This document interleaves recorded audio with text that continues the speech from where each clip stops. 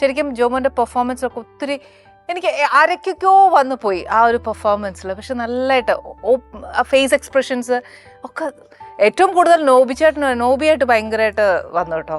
അപ്പനും മോനുമായിട്ട് കറക്റ്റാണ്. പിന്നെ അന്നയുടെ വിശേഷങ്ങൾ ചോദിക്കട്ടെ. അന്ന ഇപ്പൊ ഫസ്റ്റ് മൂവി ചെയ്യല്ലേ, അതിന്റെ ഒരു വിശേഷമൊക്കെ പറഞ്ഞേ. എന്റെ വിശേഷം എന്ന് പറഞ്ഞാൽ ഫസ്റ്റ് മൂവിയാണ്. നെർവസ്നെസ് ഉണ്ട്, ഭയങ്കരമായിട്ടുണ്ട്. അപ്പൊ അഭിനയിച്ചപ്പോ ഉണ്ടായിരുന്നോ? അഭിനയിച്ചപ്പോ നല്ലോണം ഉണ്ടായിരുന്നു. ബിക്കോസ് നമ്മള് ഷോർട്ട് ഫിലിംസും കാര്യങ്ങളൊക്കെ അഭിനയിച്ചിട്ടുണ്ടെങ്കിൽ പോലും. യൂട്യൂബ് വ്ലോഗറിന് ഇങ്ങനെ പേടിയുണ്ടോ? പിന്നെ എനിക്ക് ക്യാമറ കണ്ടാ പേടിയാ. ക്യാമറ കണ്ടാ പേടി എന്ന് പറഞ്ഞാൽ ഞങ്ങൾക്ക് ആർക്കും വിശ്വാസമേ ഇല്ല. കാര്യം യൂട്യൂബ് വ്ലോഗേഴ്സ് എന്ന് പറഞ്ഞാൽ ഭയങ്കര കോൺഫിഡൻസ് ഉള്ള ആൾക്കാരാണ് അത് ചെയ്യുന്നത്. അങ്ങനെയല്ല, എന്നാലും അത് നമ്മുടെ സ്വന്തം ക്യാമറ ആകുമ്പോഴത്തേക്ക് പിന്നെ ആ ഒരു confidence, how to face a public, how to face everyone, അതൊരു ആ ഒരു സാധനം മാറി കിട്ടുമല്ലേ? അത് കിട്ടും. പക്ഷെ എന്നാലും എനിക്ക് അന്നയുടെ പ്രൊഫൈൽസ് ഇൻസ്റ്റ ഒക്കെ കാണുമ്പോൾ നമുക്ക് അത് ആ ഫീലിംഗേ ഇല്ല കേട്ടോ. എപ്പോഴാ മനസ്സിലാവുന്നത് തന്നെ ഇങ്ങനെ വിറച്ചായിരിക്കുന്നതെന്ന്. ഓക്കെ, അതിന്റെ വിശേഷം എങ്ങനെയായിരുന്നു? ഭയങ്കര ഒരു ഹാപ്പി ആയിരുന്നു. കാരണം ഫസ്റ്റ് കുറെ നാളത്തെ ആഗ്രഹമായിരുന്നു ഒരു മൂവിയില് ആക്ട് ചെയ്യണം എന്നുള്ളത്. അപ്പൊ അത് ഇത്ര നല്ലൊരു ക്രൂവിന്റെ കൂടെ കിട്ടിയതിൽ ഒരുപാട് സന്തോഷമുണ്ട്. ആക്ച്വലി ഭയങ്കര കംഫർട്ടബിൾ ടീമായിരുന്നു എല്ലാവരും. ഫിലിമിലേക്ക് വരണം. എനിക്ക് അപ്പൊ അതിന് മുമ്പ് എന്തെങ്കിലും പ്രിപ്പറേഷൻ, ഐ മീൻ വല്ല മോഡലിംഗ്, അഡ്വർടൈസിങ്? ഞാനിങ്ങനെ ഷോർട്ട് ഫിലിംസ് ചെയ്തിട്ടുണ്ടായിരുന്നു, പിന്നെ റിയാലിറ്റി ഷോ അങ്ങനെ ഉണ്ടായിരുന്നു.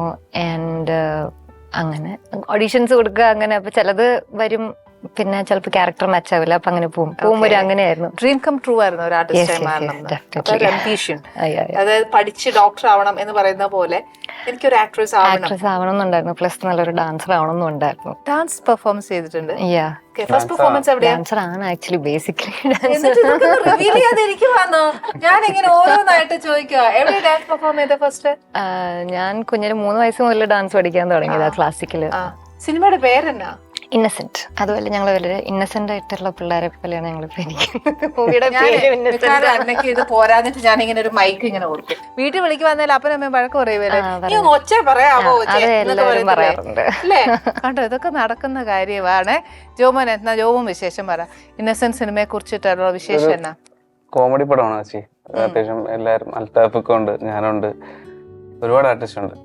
അന്ന എന്നതാ കഥ? എന്നതാ? ആക്ഷേപഹാസ്യം പരിപാടിയാ. അത് അന്നയ്ക്കറിയാം, എനിക്കറിയാമല്ലോ, എന്നെ നോക്കി പറഞ്ഞതാ. ട്രിവാൻഡ്രത്ത് നടക്കുന്ന ഒരു പരിപാടിയാ. അത് എല്ലാരും സാധാരണക്കാരുമായിട്ട് കണക്ട് ചെയ്ത് ഉള്ള ഒരു നല്ലോണം റിലേറ്റ് ചെയ്യാൻ നോക്കും. ആരാ കഥ? സതീഷ് തമ്പി എന്ന് പറയുന്ന. അപ്പൊ ഈ കോമഡി ഒക്കെ ശരിക്കും ജോമോൻ ആ സെറ്റിൽ വെച്ച് ഇംപ്രവൈസേഷൻ ചെയ്യാറുണ്ടോ?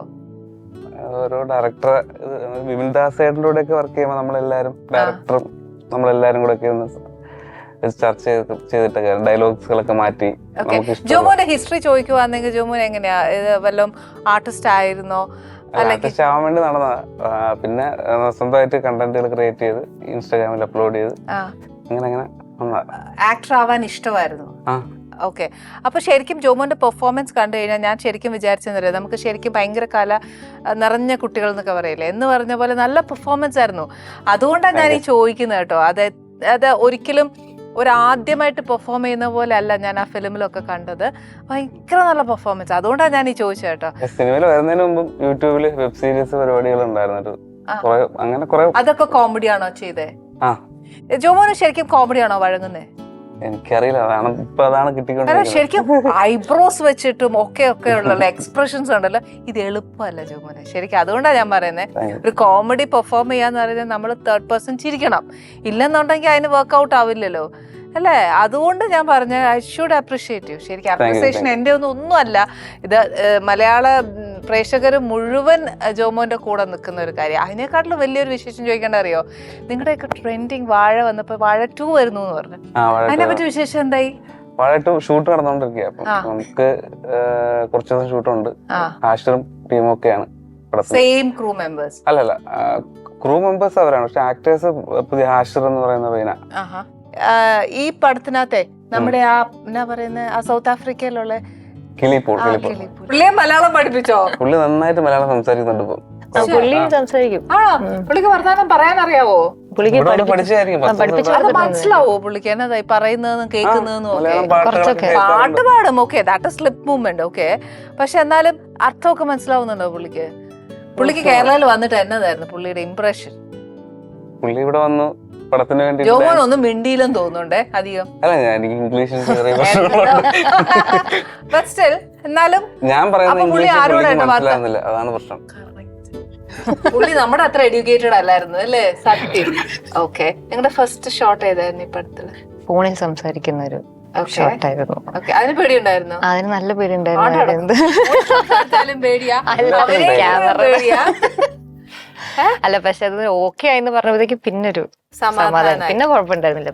പിന്നെ ടീമായിട്ടും കംഫർട്ടബിൾ ആയപ്പോഴത്തേക്കും പിന്നെ നമുക്ക് ആ ഒരു ടെൻഷൻ മാറി കിട്ടിയപ്പോഴത്തേക്കും പിന്നെ ക്യാരക്ടറുമായിട്ട് അങ്ങനെ okay. Okay. Ali's Kitchen. Let's cook with love.